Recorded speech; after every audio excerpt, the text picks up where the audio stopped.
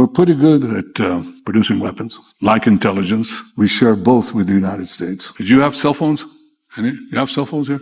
Yeah. You're holding a piece of Israel right there. Hello， 大家好，我是小兰。今天的主角是谁呢？以色列的总理内塔尼亚胡，咱们就叫他老内吧。这个家伙最近他可能有点上头，在一场演讲里，对着一群美国议员，他非常自豪、非常骄傲地说了一句石破天惊的话。他说：“你们手里面都有手机吗？告诉你们啊，只要你们现在握着手机，你就相当于握着以色列的一小部分。”大家伙听听，这话说的咋听着那么别扭呢？当时台下的美国议员估计还在鼓掌呢。哦哟，看看我们的小老弟多牛哦，这科技实力杠杠的呀！可这话传到互联网上，那可就炸了锅了呀！全世界的网友，尤其是那些中东、欧洲的网友们，一听这话，脑子里嗡的一声啊，这手里面的手机瞬间觉得烫手了。大家的第一反应不是哇，以色列好厉害，而是我的天呐，赶紧的，我要换中国手机！你说这叫什么事儿啊？老内本来呢想秀一把肌肉，结果呢，好家伙，直接把自己的信誉秀崩了，顺带还免费给中国手机打了个全球广告。这波操作啊，我只能说高，实在是高啊！咱们得先搞明白，这老内为啥要说这么一句话？他图啥呀？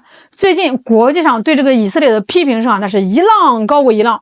因为这个加沙那边的冲突啊，很多人都说这个以色列被孤立了，成了孤家寡人，四面楚歌。连一些西方国家都开始嘀咕，说要不咱们别卖武器零件给他们了。这老内能忍吗？他可是个强人呀，所以他就借着跟美国国会代表团开会的机会啊，要出来辟个谣，给大家打打气。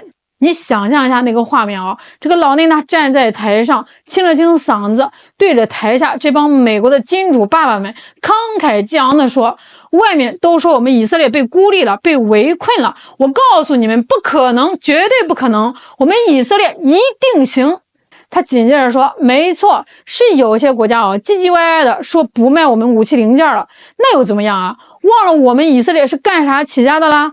我们最擅长的就是制造武器，你不卖我自己造，而且我造的比你还好。”那说到这儿，这个气氛已经烘托到位了啊。这个老内觉得这个火候差不多了，得来个王炸，彻底镇住这帮人。于是呢，他就话锋一转，抛出来那个问题：“你们各位有手机吗？”台下人估计都得愣一下，咋回事？开会呢，聊武器呢，怎么突然关心起我们用什么手机了？然后这个老内啊，就一脸你们还是太年轻的表情啊，公布了答案。此刻你们手中握着的就是以色列的一部分。他这话的潜台词翻译成大白话就是：看见没？别跟我玩什么封锁，就你们兜里面揣着的那个手机啊，那个里面的芯片技术软件多多少少都有我们以色列的功劳。哎，你们离得开吗？全球的供应链都给我们绑着呢，想孤立我没门儿。你看啊，这牛吹的是不是逻辑上好像也说得通啊？想彰显自己科技发达，全球离不开，根本不怕你们那三瓜两枣的封锁。你这小算盘打的那是噼里啪啦响啊！但是啊，老内同志是千算万算漏算了一件事，那就是人民群众的记忆力。他这句话啊，要是放在10年前说，可能大家真就觉得哇塞，以色列好牛啊，弹丸小国，科技强国了不起。可是现在是什么时候呢？互联网时代啊，啥事都给你记得清清楚楚。他这话一出口，就像一把钥匙，瞬间打开了大家伙一段不怎么美好，甚至是堪称恐怖的记忆。什么记忆呢？就是发生在去年震惊全球的黎巴嫩 BP 机连环爆炸事件。这个事儿咱们得好好说道，因为它就是整个事件的导火索。去年啊，黎巴嫩真主党的成员们啊，突然收到了一批福利，就是崭新的 BP 机，也就是咱们以前说的寻呼机。在那个智能手机普及的年代，为啥还用 BP 机啊？因为他们觉得这个玩意儿功能单一，不容易被追踪和监听，安全呀。结果呢，悲剧了。去年9月17号那天，在同一时间，这些 BP 机啊突然爆炸了。你没听错哦，不是手机发热爆炸，是那个 BP 机像手榴弹一样，在你这个腰间，在你手里面，在你耳边，嘣，爆炸了。当时那个场面啊，简直是人间地狱啊！这个医院啊、办公室啊、大街上到处都是血肉模糊的伤员。因为用这些 BPG 的不光是真主党的成员，还有大量的普通老百姓，比如什么医生啦、记者啦、商人啦，几千人非死即伤。这还没完，这第二天呢，当大家惊魂未定的时候，以色列又发动了第二波攻击。这次不光是 BPG 了，连这个对讲机、无线电话这些他们认为安全的通信设备也跟着一起爆炸了。这一下全世界都看明白了，这根本就不是什么意外啊，这就是一次蓄谋已久的通过通讯设备发动的无差别的恐怖袭击啊！而这个幕后黑手，所有的证据都指向了谁？以色列。他们是怎么做到呢？就是在运往黎巴嫩的这几批设备里早就悄悄的、精准的植入了微型炸药，然后呢，舒舒服服的坐在这个办公室里，手指轻轻一点，远程遥控引爆。这个事儿就给全世界带来了震撼啊！这已经不是一个简单的军事行动了，它彻底击穿了人们对科技的信任底线。这就好比你家的门锁是人家给装的，人家呢还天天在你面前晃悠那把总钥匙，哎，你心里能不发毛呢？你每天拿在手里面的通讯工具，随时呢会变成一个要你命的炸弹，这谁受得了啊？所以啊，当这件事情还深深的烙在大家脑海里的时候，老内同志他站了出来，得意洋洋地对着全世界宣布：你的手机里有我的一小部分。我的天哪，你让大家怎么想啊？大家脑子里嗡的一下浮现出来的根本就不是什么高科技的芯片而是那个会爆炸的 BPG。那网友们的评论区那简直就是大型的恐慌现场啊！什么？我这个手机里有以色列的一部分，是哪个部分？是电池吗？还是这个摄像头？它会爆炸吗？老内这是在暗示什么？他在威胁全世界吗？是不是谁不听话，他就要引爆谁的手机？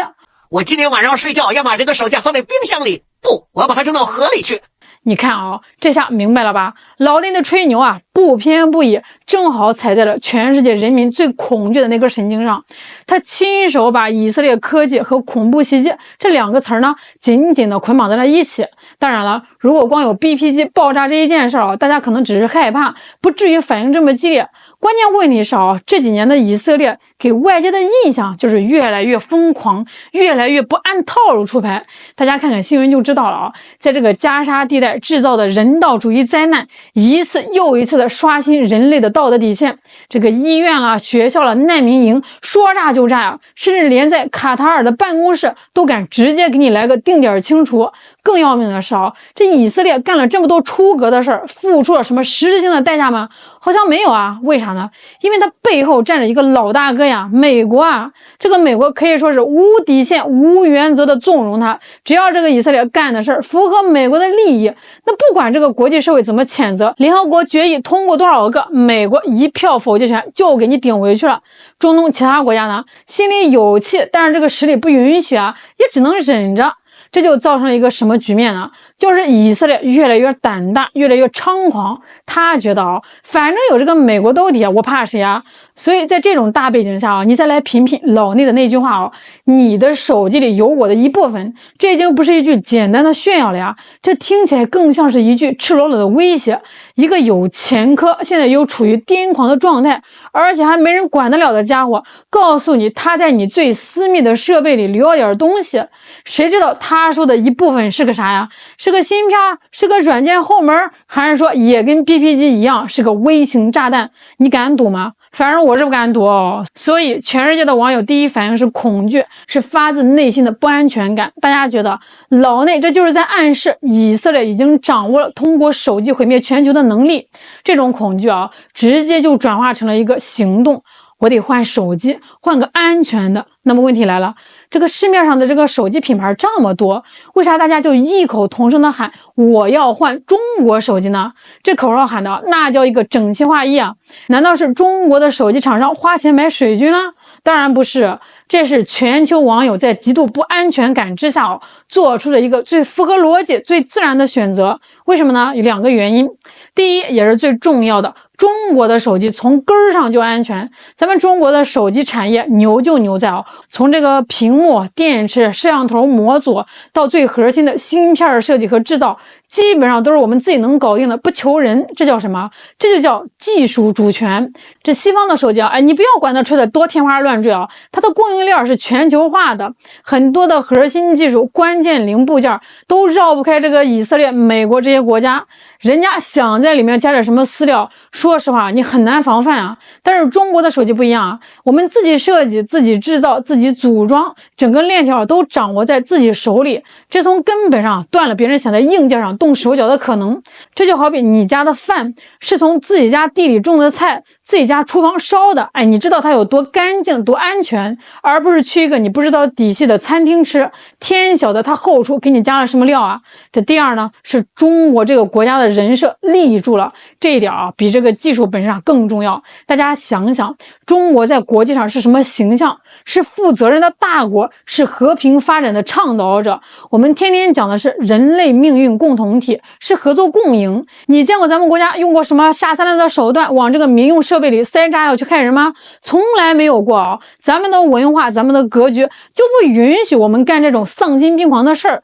中国也有强大的科技，我们的卫星可以上天，我们的潜艇可以下海，我们的科技是用在什么地方？是用来发展经济、改善民生，是用来连接世界，比如一带一路。我们的科技是向善的，是为了让大家过上好日子的。所以当西方科技因为以色列的骚操作和这个危险、霸权、不可信这些词儿挂上钩的时候，大家自然而然的就会把目标呢投向世界另外一边，中国。那中国制造的手机就成了国际社会中的一个信任选项，大家相信的不光是它的质量，更是它背后这个国家的品格和担当。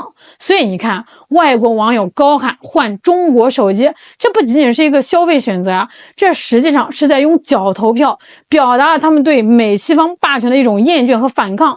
他们觉得这个世界需要一股新的力量，一股能够制衡霸权、维护公平和正义的力量。而放眼全球，能担此重任的只有中国。所以这整件事情看下来，真是让人啼笑皆非内塔尼亚胡本来想通过炫耀以色列的技术霸权来给自己壮胆，给世界秀肌肉，可是他万万没有想到，他这一秀亲手撕开了大家对西方科技信任的最后一道防线。这事儿说明啥说明在这个越来越不太平的世界里老百姓心里都有一杆秤，谁在真心谋和平，谁在暗地里搞霸权，大家是看得清清楚楚科技本身是没有善恶的，它就像一把刀，你可以用来切菜做饭，你也可以用来伤人。这关键是看这把刀握在谁的手里。老内这么一嗓子虽然本意不是如此，但是客观上呢，他确实给中国手机、给中国制造的信誉打了一个响彻全球的最硬核的广告。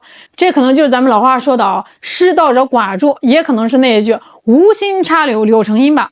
好了，今天就给大家聊到这儿了，我是小兰，我们下期再见。